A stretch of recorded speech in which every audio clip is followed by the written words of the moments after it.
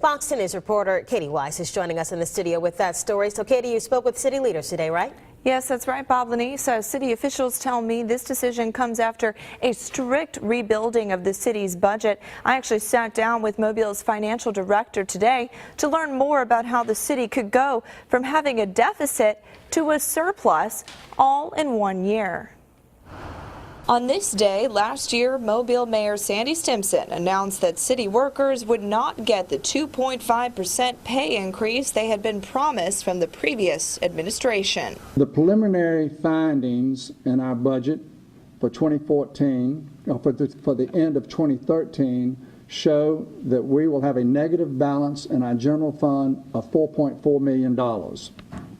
This shortfall has caused a rippling effect in all city departments, hampering our ability to tackle major issues, including problems such as crime, blight, and other key areas of city government like infrastructure improvement. But now city officials say they have solved those problems through an entire reworking of each department's budgets.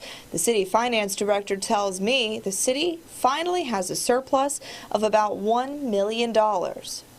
It looks like we're ahead on revenue, and we're trending under in all of the expenditure categories for all of the departments in the city.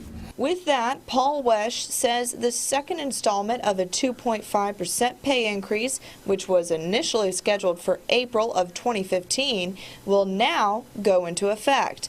City Councilman John Williams tells me it was a holiday surprise.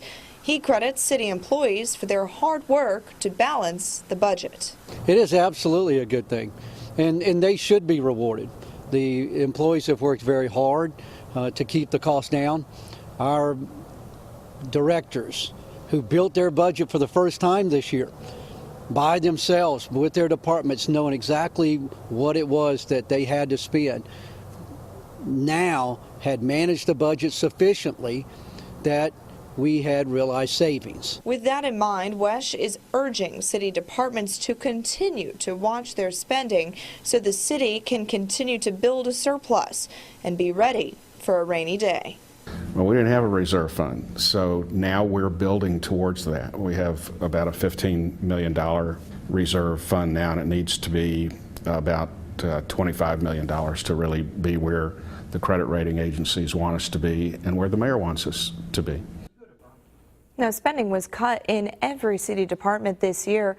Wesch tells me Mobile has no plans to back down on their disciplined budgets.